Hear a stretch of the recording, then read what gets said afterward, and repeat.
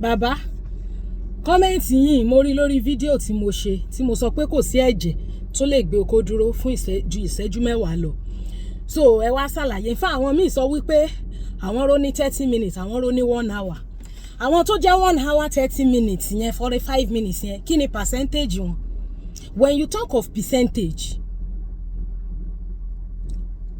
whichever figure tó bá ní the highest frequency, òun ni ẹ máa generalize and you give room for exception. Àwọn nǹkan tá à ń sọ ń bí kì í ṣe pé bóyá àríyìnrísọ fóònù ọwọ́ ẹ yẹn tẹ́ sọ fún Google pé kí ni normal duration for the normal coitus duration, for not an influenced one o, the natural coitus time. Google á sọ fún ẹ pé 5 to 7 minutes. Now tẹ́ bá láwọn tó ń ṣe 30 minutes 35 an hour wà, what is their percentage? Kí ni figure wọn? Those ones are in their exception, they are in their minority and they are exceptional. Ṣé rí tí ọkùnrin tó bá ní ìbálòpọ̀ tó lo normal time tó jẹ́ ọkùnrin tó go natural often and often, ó sì pay ẹni tó ṣe tó enhance rẹ̀ tó wá lo 30-35 minutes. Ọkùnrin tó ní capacity láti bá obìnrin ṣe láàrin 10 minutes thereabout tó lórí ọ̀fẹ́ àti ṣe maybe twice or thrice or less than that a week. Often ó better ọkùnrin tó ṣe 35 minutes tó bá ṣe 35 minutes lẹ́nìí ṣó lè ṣe lọ́la, ṣó lè ṣe lọ́tùnla, ṣó lè ṣe níjọ́ mẹ́rin. Because anything tó bá ti against nature, there won't be a continuity for it. Now, apart from age, there are other factors like environment. And when you talk about environment, constant denial ń gbà mí ó máa affect the performance ọkùnrin. Bóyá tóbìnrin yẹn bá ń deny yẹn ara ẹ̀ lè má lè sí obìnrin yẹn mọ́. Age very very important. 10 minutes yẹn gan age náà máa ń reduce ẹ̀. Tọkùnrin bá ti wà of age, there is all the tendency kí ample time yẹn kó reduce. Then medication. Àwọn ọkùnrin míì wà lórí antidepressant, blood pressure, anti-diabetes. Àwọn oògùn yẹn máa ń pa okó, wọ́n máa ń pa libido ọkùnrin ni. And with all other logistics, tiredness, fatigue, tàbí tó jẹ́ pé ọkùnrin bá wà ní area tó jẹ́ trigger fún, bóyá ibẹ̀ ni ó ti máa ń ronú nípa bùkátà and so on and so forth. Now, bí ọkùnrin bá ṣe ń da àtọ̀ sí often, ó sì better pé kó máa ṣe ìbálòpọ̀ tó pẹ́ tó gùn. Tókùnrin bá ṣe 10 minutes according to studies, so many publications and researches have been done on this. Even apart from when you Google, you see different journals talking about the natural ample time. I'm still coming to the first time, the second round, ó lè yàtọ̀. But the refractory mode, or we say the resolution period, ó lè wà elongated. So that when the man is ready for another time, for another round, the time might be a big elongated. But the very first time, study says it is between 5 to 7 minutes. You can Google it. Due to impatient, anxiety, happy, feeling of impressing the woman. Now, èèyàn kan wá sọ pé ẹni tí ó dà kó tó di wípé ó ṣe penetration kan, irú ẹni yẹn ẹ lè máa suspect pé yẹn ò lè maintain erection. Because èèyàn tó dà within 3 minutes tí ò tiẹ̀ tí ìwọlé rárá, irú ẹni yẹn bóyá sugar pọ̀ nínú diet ẹ̀ and so on. Of course, insulin ó máa convert excess glucose to glycogen, but ẹlòmíì glucose àbí sugar tẹ́lòmíì consume ó pọ̀ gan, such that it is more than the amount of insulin tara ń produce tó máa convert excess glucose sí glycogen fún diet ẹni yẹn. So ọkùnrin tó bá ń dà even kó tó wọlé, irú yẹn lè máa suspect pé bóyá ó ní jẹ̀dí àbí kò lè ó dẹ̀dẹ̀ tàbí ó ní premature dídà. But ẹni tí ó dà tó lè dúró tó kó ẹ̀ dúró 10 minutes, ẹni yẹn ò ní problem sir. Ẹni yẹn ò ní problem. Torí àwọn kan ní wọ́n tún ti ń kọ́ wọn lọ́lẹ̀ báyìí, ọ̀lẹ náà tó ń kọ́ àwọn ọkùnrin. Ṣé wọ́n ń kọ́yàn lọ́lẹ̀ ni? Ṣé wọ́n máa ń kọ́yàn bí táìmù tó kó èèyàn á fi dúró àti táìmù tó kó èèyàn ò ní fi dúró? Nature ló ń control àwọn nǹkan yìí. It is nature that controls all of these things. Bẹ́ẹ̀ ọkùnrin tí ó kó ẹ̀ dúró ìṣẹ́jú mẹ́wàá, ọkùnrin yẹn kò ń ṣe ọ̀lẹ. Because natural man tọ́lọ́run dá, àkókò tí ìmọ̀ sọ fún wa pé ọkùnrin lè gbé okó dúró nìyẹn.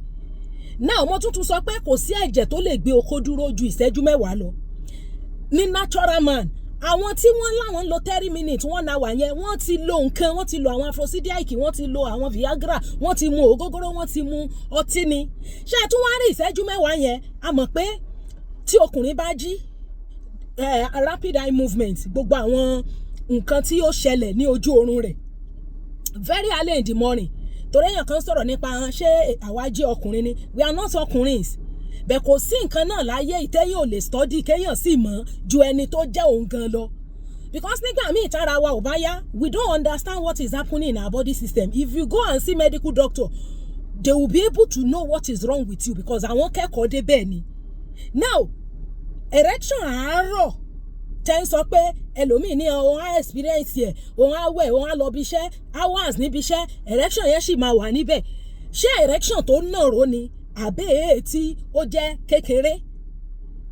Tọkùnrin bá jí, okó ẹ̀ máa bá jí, that one is normal. Now, ìyẹn kì í ṣe erection tó lè dúró fún 30 minutes tó lè wọlé sára obìnrin kó dẹ̀ jáde padà. Àwọn normal erection wípé ọkùnrin wà láìfù nìyẹn. So tó bó wá sọ pé o fẹ́ dúró lórí obìnrin fún 30 minutes 1 hour, ṣó lè ṣe bẹ́ẹ̀ ńjọ́ kejì, ṣó lè ṣe bẹ́ẹ̀ ńjọ́ kẹta. Now, bàbá tó ti ń lọ 60-65 age ó máa dín àkókò yẹn kù, ṣùgbọ́n àárọ̀ a máa ń sọ fún àwọn tó ń bá fẹ́ àwọn tó ti dàgbà, ẹ máa take advantage àárọ̀ yẹn ni àwọn hormones, àwọn androgen, àwọn testosterone wọ́n máa ń wà ní peak of their secretion. Ó lè má lè dúró ìṣẹ́jú mẹ́wàá yẹn, but at least kò ní dà kó tó wọlé sára ẹ̀, inú ara ẹ̀ ló ti máa dà, kò ní dà níta. So ọkùnrin tó lè maintain okó tó dẹ̀ wọnú ara obìnrin kó tó dà, ọkùnrin yẹn ò ní problem. Now, tó bá jẹ́ pé age ló setting, you can take advantage of àárọ̀ yẹn because number one, àárọ̀ kò tí ì ṣe wàhálà, ó ṣe ẹ̀jí ni, kò tí ì lo agbára láti fi ṣiṣẹ́. Now, àárọ̀ yẹn àwọn hormones wọ́n máa ń wà ní peak of their secretion. Then àárọ̀ yẹn nature gan máa ń mú ká ara dìde already. Kì í ṣe wípé a ṣẹ̀ṣẹ̀ struggle ṣe máa ṣe gbogbo àwọn all this eré ìbẹ̀rẹ̀ foreplay and co limited yẹn. So now, àwọn tí ẹ náà ń lo 30 minutes, wọ́n lo 1 hour yẹn, kí ni percentage wọn? By nature, for example, ẹ ráwọn obìnrin míì wọ́n á ṣe period wọ 55-60. Àwọn míì lórí ọ̀fẹ́ tó ẹ pé gbà tán parí period wọn gan tán ṣe nǹkan oṣù mọ́ tán ti wọ menopause, ara wọn tún sì máa ń dìde sí okó. Fine, time téèyàn bá wọ menopause gan èèyàn need okó dáadáa because kò sí natural lubrication mọ́, àtọ̀ ló lè bẹ́ẹ̀ lubricate ara ẹ̀ by nature, but that has to be a deliberate action from the woman. Bẹ́ẹ̀ àwọn míì wà tó ṣe pé by nature ara wọn tún máa jí pépé sí okó at the age of 55-60. Those ones are in their minority. Tó bọ́ wà lẹ́ẹ̀xam mọ̀ tí wọ́n á sọ fún mi pé kí ni average age of menopause, wàá kọ 60, ó kàn máa gbódó ní because àwọn tó ń lè ṣe nǹkan oṣù wọ 55-60 they are in their minority. The age is between 47-45 to 50. So àwọn tó ń lè dúró 30 minutes 1 hour yẹn, what is their percentage? Well, because case tó bá fún wa ní 1 out of 100, 1 out of 1000, 1 out of 50, you generalize and you give room for exception. Àwọn èèyàn exception ni wọ́n. Now, ọkùnrin tó ń da àtọ̀ lẹ́ẹ̀mejì lọ́sẹ̀ tàbí ẹ̀mẹ́ta lọ́sẹ̀ pẹ̀lú normal time, ó bẹ́tà ọkùnrin tó kó ẹ̀ á dúró 30 minutes, ó kó ẹ̀ á dúró 1 hour lọ́jọ́ kan, ó tún di the next 2 months kó tó nírú agbára yẹn. The time frequency tí àtọ̀ fi ń jáde lára ọkùnrin, ó sì bẹ́tà pé kí ọkùnrin kó erection ẹ̀ náà rò fún 30 minutes kó jẹ́ pé kó tún tó nírú agbára yẹn, ó tún dìgbà tó bá tún lo ògógóró, tó bá tún lo ọtí tàbí tó tún dẹ̀yìn oṣù 6 kó tó rí obìnrin yẹn. Àwọn tí òbò wọn máa ń ṣàkókò dáadáa ìlà àwọn tọkùnrin tí wọn ìríra wọn ń dojúmọ́, wọn ìríra wọn gbogbo ìgbà, òbò yẹn tuntun sí okó yẹn tó bá rí ẹlẹ́ni ó tún dẹ̀yìn oṣù 2 ni mo ṣe sọ pé ọkùnrin tó bá fẹ́ impress yẹn á ti lo ìlòkulò kó tó dé. Plus the fact that òbò yẹn òun ṣòbò tó ń rí ní gbogbo ìgbà. Bẹ́ẹ̀ à ń sọ̀rọ̀ àwọn tán jọ ń gbé tán wà nílé. Ọkùnrin tó bá ṣe 7-10 minutes tó dẹ̀ lè ṣe ní ọjọ́ kan, tó lè ṣe ní ẹ̀ẹ̀mejì àbẹ́ẹ̀mẹ́ta weekly, ó sì bẹ́tà ọlẹ́lẹ́rẹ̀ẹ́ṣàn 30 minutes tó ṣe wípé nítò kò ní ní irú agbára yẹn lọ́la, kò ní ní lọ́tùnla, kò ní ní níjọ́ mẹ́rin. Awulẹ̀ ń wí ni àwọn tó bá ṣẹ̀ ṣèyàwó bóyá ọkọ wà in his 30s ìyàwó wà in his 20s they are young wọ́n lè bára wọn ṣe lójoojúmọ́ because ara wọn ṣì young ẹ̀jẹ̀ wọn ṣì tutù dáadáa their blood is still dey hot irú àwọn yẹn wọ́n lè ní ìbálòpọ̀ gan lójoojúmọ́ so the correct minute tí ọkùnrin yẹn máa lò tó bá da àtọ̀ yẹn lẹ́ẹ̀mejì ẹ̀mẹ́ta lọ́sẹ̀ ó sì bẹ́tà pé kó lọ ṣe oní enhance tó máa wá dúró 30 minutes 1 hour tí ó wàá dọ̀la tí ò ní nírú agbára yẹn mọ́ because nǹkan tó bá yẹ kéèyàn ṣe by nature téèyàn ò lè ṣe until you use something is as good as pé ò lè ṣe nǹkan yẹn for example tá a bá lọ bí iṣẹ́ tá a dé lálẹ́ á sùn á jí níjọ́ kejì oorun is a natural thing ẹni tí ò bá lè sùn naturally tó ṣẹ̀ṣẹ̀ ń lo oògùn tó ń lo Lexotan tó ń lo àwọn oògùn oorun is as good as pé ẹni yẹn kò lè sùn náà ló máa rí because until tó bá lo oògùn yẹn lórun tó máa wá oorun that supposed to come naturally now okó tí ò lè le by nature tàbí tó ti ṣe beyond nǹkan tí nature sọ you cannot maintain it for a long period of time because kí ni percentage for example in Nigeria you say people are suffering majority are suffering in Nigeria now ìyẹn ò túmọ̀ sí pé kò sí àwọn olówó bí irú àwọn olóṣèlú tán rówó ìlú kó jẹ tàbí àwọn tán bí sílé olówó tàbí àwọn tó jẹ́ ìpè nítò wọ́n rí àwọn opportunity kan táwọn míì ò rí àwọn yẹn lè mọ̀ pé nǹkan kan wà tó ń jẹ́ suffering but majority so gbogbo ọkùnrin tán ló ń dá large percentage of them ẹ̀jẹ̀ tí ó gbé oko wọn dúró ìṣẹ́jú mẹ́wàá ní natural tó ló ń dá ẹni tí ẹ̀ bá jù bẹ́ẹ̀ lọ is an exceptional man kò dẹ̀ wọ́pọ̀ so tẹ bá rate expectation obìnrin tẹ high expectation wọn this is nature and the natural law of nature will always take its course. How are you? How is mommy? Thank you. The natural law of nature will do what? Will take its course. So kò sí nǹkan tá enhance tó bá yá ó máa rẹ body system yẹn it will go back to the natural tó Ọlọ́run dá ọkùnrin tó bá ṣe tó yẹ kó ṣe 7-10 minutes tí wèé sọ láàrin some few time tó go through refractory àbí resolution period tó tún ready for another one then maybe later ó tún ready for another one frequency ẹni yẹn máa ní healthy prostrate ọkùnrin yẹn ó máa wà healthy ju eléyìí tó kó ẹ̀ dúró wákàtí kan lọ because ẹni tó kó ẹ̀ dúró wákàtí kan yẹn ẹ̀ẹ̀kan náà ló máa dà bẹ́ẹ̀ ni tí ó lè ń ṣe ẹ̀kíní ẹ̀kejì ẹ̀ẹ̀mejì yẹn náà ló máa dà and nǹkan tó máa ń fún prostate ní health tó máa ń jẹ́ kí prostate wà healthy ó ní how often tí àtọ̀ ń jáde ń bẹ̀ so now ó better kéèyàn ṣe eléyìí tó jẹ́ pé between a little period of time tí Ọlọ́run ní